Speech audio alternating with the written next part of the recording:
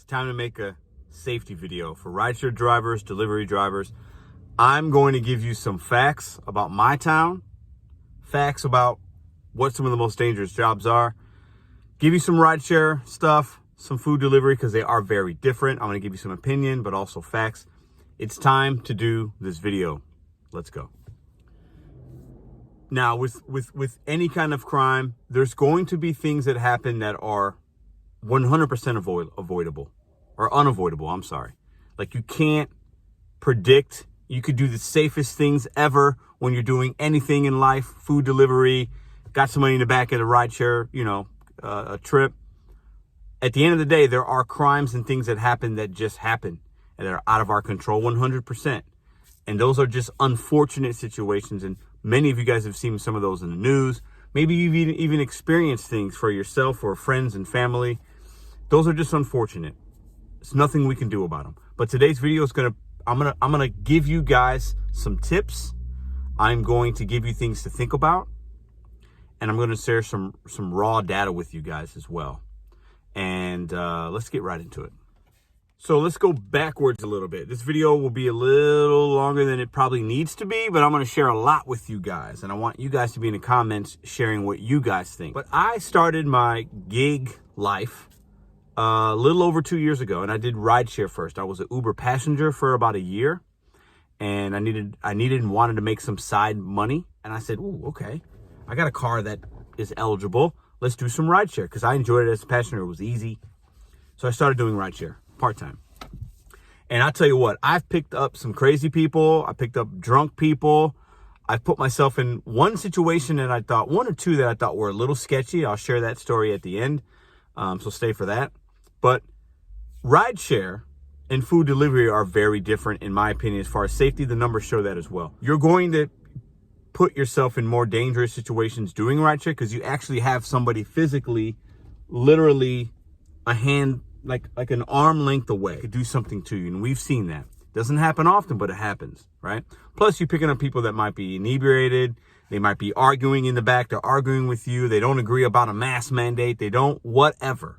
So you're putting yourself in a situation that it could possibly be confrontational. So rideshare is more dangerous than food delivery, but we're going to talk about both, okay? So if you're doing rideshare, that's different. And that's why there's been a mass exodus of rideshare to food delivery, because it's easier in a lot of ways. You know, McDonald's bag doesn't spit on you, cuss at you, slap you, slam your door. It's just a lot more safe, okay? But most people that watch this channel do food delivery, so a lot of it's going to be about that, okay? But put in the comments down below, have you been a rideshare driver? Do you still do it? Share some stories about situations you've been put in. Have you stopped doing it because it was dangerous and something happened? Share your stories in the comments down below. So I did a little research last night. Now, I work and live in St. Louis, statistically one of the most dangerous cities in America. It's usually in the top 3 for violent crimes. There's automobile theft, all kinds of things in St. Louis. Now, like most cities and states, there's good areas, there's bad areas. The first thing I'm going to tell you guys, and this is not going to be anything that's crazy, you have to know your area. And I'm going to put some split screens here. I looked up my area for the first time ever, actually, because I know the good areas and bad areas, but what do the numbers say? In any town that you work in, do a quick Google search. Your police department shares this information. They update it monthly. They're going to give you crime reports, neighborhoods that are bad, the safe ones. You need to do your research first before you get into this game. I recommend that. That's my first recommendation of a few that we're going to talk about today, okay? That information is there. So simply, as a rideshare driver, now that we have trip radar and we have like upfront information now, you can see exactly where you're picking them up and where you're dropping them off. If it's an unsafe area, if it falls within that map, that heat map that you're going to see here of areas that are bad, more crime, you don't go there. It's my opinion. If you really need the money, it's a calculated risk in some ways, right? My city it had a score of 1. 100 being the safest, 1 being not the safest, like unsafe. So I definitely live and breathe and work and walk and drive in one of the most dangerous cities in America. Crazy. What about you? Do you know your crime rates? Do you know what neighborhoods are good or bad? The simple answer is you just stay away from those areas. No amount of money is worth you getting hurt, your car getting stolen, you even having any kind of inkling of there being an issue. You stay away. If you live in one of those dangerous areas, then maybe you drive 15, 20, 30 minutes and you do your gig work somewhere else. It's the easiest thing that we can control. Another thing I looked up and found out. Did you know that being a delivery driver, this also includes over-the-road truck drivers, so we fall into that realm, is the 6th or 7th most dangerous job in America. It's more dangerous than being a police officer. Let me repeat that. The numbers say being a police officer is safer than being a delivery driver. Now, the reason for that is, and the biggest safety risk that we put ourselves in every day that most people don't talk about when they make these videos, is we drive. Us just driving, being behind the wheel, because we do it more than we need to, and we do it more than the average person. The average person commutes 20 minutes to get to work. Most of us are driving 4 to 10 hours a day.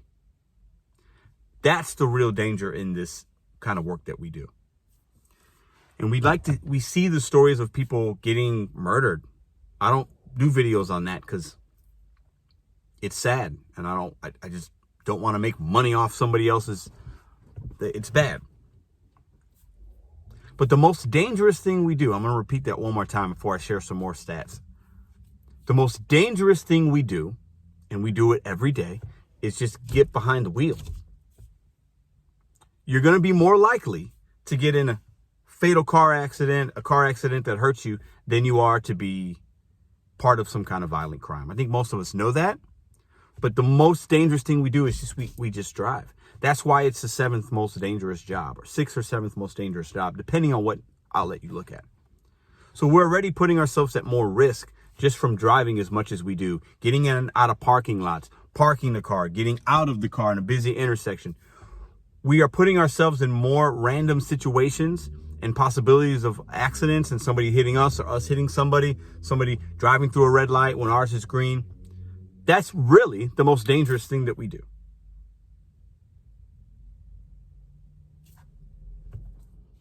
Now I'm going to put some split screens of some numbers here. These are my area. These are where I live, okay? And I find it, this information's there, guys. The first thing you need to do is have that information readily available, especially if you're dashing in a new area, a new town, you're unfamiliar, you try a new zone out. What is the crime rate there? What is the theft rate of automobiles? So we're going to talk about that next. I'm going to give you guys some tips, things we can do now that we know what areas to maybe stay away from, what areas are safe, because you can look up safest areas as well. Maybe you want to dash or do rideshare in those areas because you're a lot less likely to have something happen. Something can happen anywhere, but knowledge is power. That information is free. It's there. You don't need to go to the police station and bother them to get it. It's simply online. Now, you could go to the police station and ask questions, but who knows how long that would take. If you got 30 minutes, you can look up your city, the next city over. All that information is there. Look it up. Now this video's long enough already, so appreciate you ranting, but I'm going to drop some gems on you guys because there are things that, let's do a couple with rideshare, okay? If you got people in your car, right, and something don't seem right, you got to cancel the trip. No use in arguing. If something don't seem right, they seem sketchy, whatever. You cancel the trip, you call the police. Both your Uber rideshare app has a help button. You can hit that. Then you can call 911. Separate yourself from the vehicle. If something's going on back there, don't stay in the car. Take your keys, get out of the car. Don't argue with the rideshare passenger. You're escalating the situation. Separate yourself from that dangerous situation. Okay. Some rideshare people even put partitions or like dividers to where there's like a hard piece of plastic. You could buy this. It's really easy to put up to where somebody can't actually touch you. It's a little harder for them to get to you if something happens. You can put those up. There's a few things as rideshare drivers you can do. Okay. Now let's get into the food delivery. With food delivery, I've talked about this a few times. We've already talked about what areas maybe to stay away from having that information. Now, there are a few things I'm going to drop some bombs on, drop some gems, and I want you guys' opinion because I don't hear anybody else talk about it. Obviously, we have to be alert. That's the number one thing. Head on a swivel, always be alert. If you trust your gut instinct, if something don't feel right, it ain't right. No amount of money is worth dropping off that McDonald's chicken McNuggets to that back alley, that not lit well area, customers giving you crazy instructions. If it don't feel right, you drive away, you don't stay there, and you call 911 if it's that bad, if you saw something or if you really feel harmed, or you just call support and say, hey, I don't feel safe dropping this food off. Where would you like me to leave it? Tell the customer, hey, I'm going to leave it here for you. You take a picture, you keep it moving. Maybe they rate you 1 star. Who cares? You are still not in harm's way. Okay. So being alert and following your guts always, super important. So you should not carry a lot of cash. Now, DoorDash has this new program about cash on delivery. I don't recommend it. I think in good neighborhoods, it's probably okay. But once again, if you know those bad neighborhoods, if you see your order going to that area, you don't not accept the cash on delivery. Okay, because you're opening yourself up to more possibilities of somebody robbing you, whatever. So don't carry cash. A lot of pizza delivery drivers now, even on the box, it'll tell the customer, we carry less than $20 cash. It's because there's been a lot of things that have happened. Customers should know that we don't carry cash because people get desperate. They want to rob you or whatever. Don't carry a lot of cash. Don't wear flashy jewelry. Like, we shouldn't be doing those kind of things to draw attention to ourselves as drivers. Okay. Delivery instructions, always be cautious of those. If something don't feel right, you gotta not, if it don't feel right, they want you to go in a back alley and they're texting you, meet me in the back alley and or you get into a sketchy apartment building and the instructions aren't right. That could be a setup. Use your gut instincts. No amount of money, no trip, no possible deactivation is worth you getting hurt. Okay. Your headlights at doors. If it's dark outside and you get up to a house and that house isn't well lit, keep your lights on, pull into the driveway, whatever. Keep your lights on. That's going to help you. Okay. We shouldn't be moving around in dark places because you do open yourself up for possibilities. Okay. This video isn't made to scare you, but these are just facts, guys. Little things we can do to protect ourselves. Okay. Obviously, some people will say, maybe you have personal protection, whatever. If you're going to have stuff like that, make sure you're trained and you know how to use it. Because if you have some kind of weapon and you don't know how to use it, the likelihood of that weapon being used against you is very high. So you have to make that decision for yourself. But if you're going to have something for personal protection, you need to know how to use that. Okay. Don't leave your car running. Now, I'm guilty of this. I think many of you guys are as well. We should not be leaving our car running, especially at night and or in high crime areas, but really any area. So if you're pulling up to a sushi joint and you leave your car running because you're just going to go in and out, you don't know how long a wait that could be in there. So people could be watching you. This happens a lot in my city and in a lot of other cities. And when the pandemic happened and more people started delivering stuff, the car thefts went up. That's the biggest threat I think we actually have, is just those car thefts and things like that, because it happens so often. Now, that's not putting us in harm, but if you see somebody stealing your car, let them take it. Obviously, no physical confrontations. Like, you're opening yourself up for something that just, get home to your family. Okay. Don't try to be the tough guy. Don't try to be the hero. We should have insurance doing this job. Let the insurance take care of it. Okay. Don't leave cars running. All right. When you're dropping food off at places, take your keys out of the ignition with you. I'm guilty of this. Listen, I'm super guilty of this. I got to get better at it because I'll leave it running, but I don't drive a lot at night. And I'm losing my head on a swivel. But yeah, could somebody come into my car and take it? Absolutely. The likelihood of that is extremely low, but it's a possibility. Now, this next one, a lot of you guys have little Doordash thing on top of your car, Doordash sticker, something saying you are a delivery driver. They put a thing in your car. I'm a delivery driver, because you park illegally. Don't tow my car or whatever. I'm on a delivery. That's bad. Let me repeat that.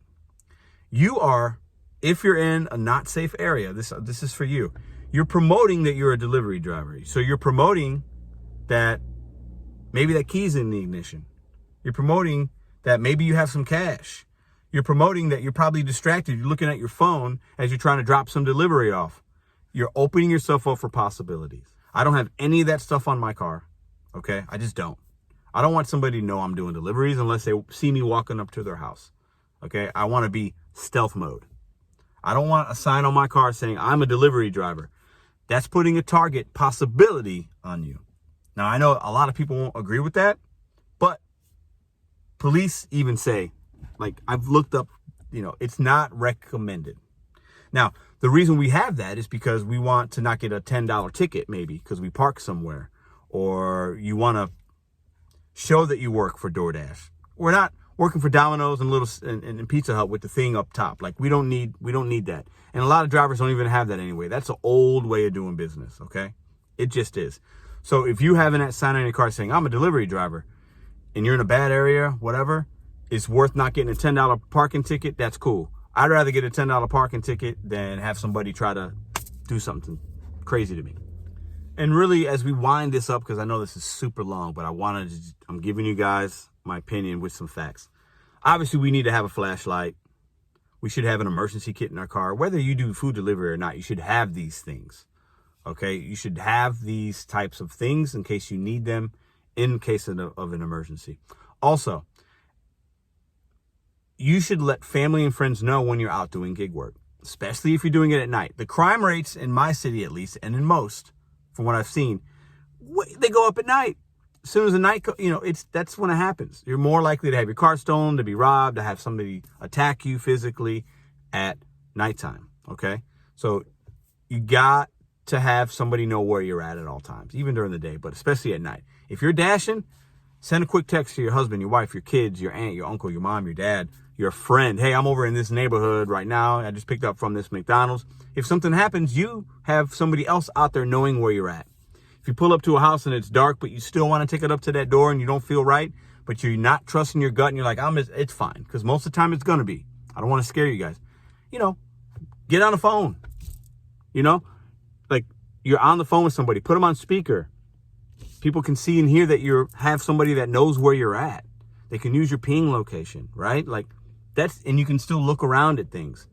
Doing those little things can deter somebody from possibly trying to do something to you, but also if something happens, people know where you're at. All right, now I know I've probably put in, as I was talking, I tried to put in some split screens of things. You guys can look back and read some of the information. I wasn't just going to regurgitate that, but I'm giving you guys my opinion. Now, I'll share with you a quick story. It's always been with Rideshare. I've had a couple deliveries where I'm dropping things off and maybe it's a little dark and it's a little sketchy. What I've done in those situations, I've called the customer from my locked car. Hey, I don't see a porch light. It's not, is this the right address? Blah, blah, blah. And I'll give them the opportunity. Most of the time they just kind of meet me maybe in their yard or something like that. And it's all gravy. But you got to trust your gut. But with Rideshare, I'll share a quick story with you guys. I picked up 3 gentlemen from a strip club. This is back probably March of 2020. So it's been almost 2 years now. This is in the beginning of my doing Rideshare. I picked them up and they were all drunk, They were having a good time. They were being nice and cordial. I pick them up. They're like, oh, we got to go here. They had the wrong address in that they put in because they were drunk, coming from a strip club. They wanted me to take them. They wanted me to take them somewhere else. And I kind of negotiated with them. They're like, oh, I'll give you $50, blah, blah, blah. They gave me a couple tokens from the casino they were at that night that were $25. Plus, I made $10 or $12 just from picking them up because there was a surge. Anyways, I let my money mind get in the way of my safety. I didn't 100% get a vibe that these guys could have been trouble, but they were drunk. They were being a little having a good time, but being a little like aggressive. Right? And I drove them off my Rideshare app because I turned it off because I wanted the $50. About 20 minutes south in a very secluded area of Illinois to their car because they parked somewhere at like a bar and then they took another Uber to the strip club and I brought them back to their car versus going home or wherever they wanted to go.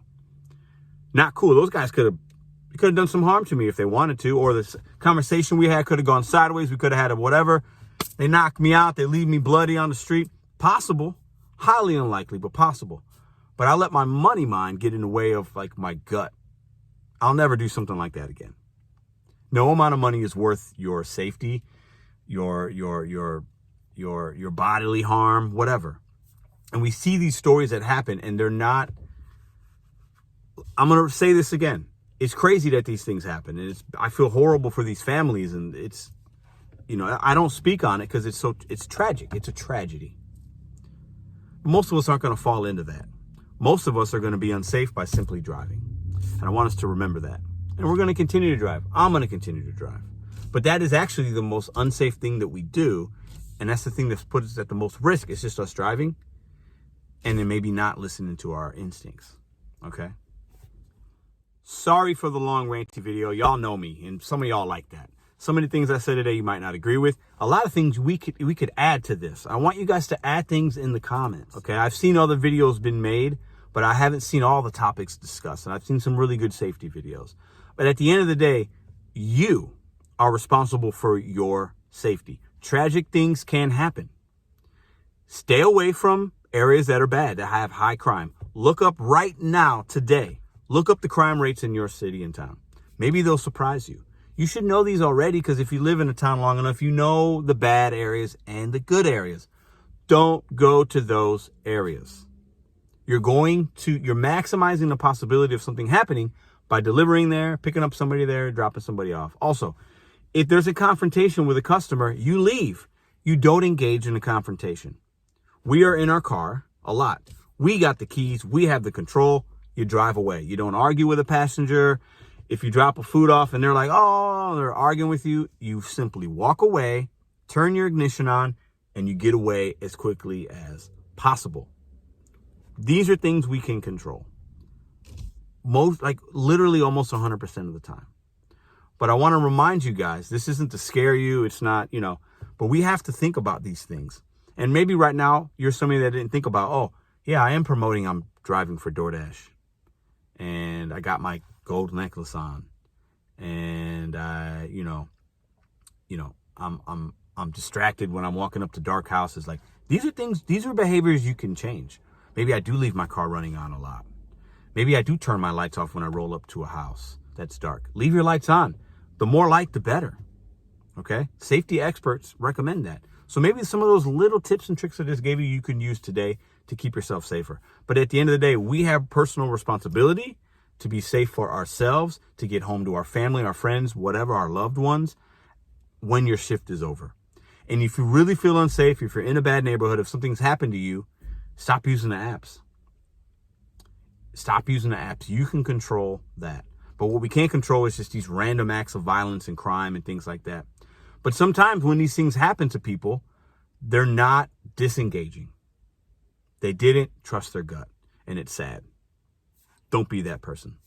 See you tomorrow.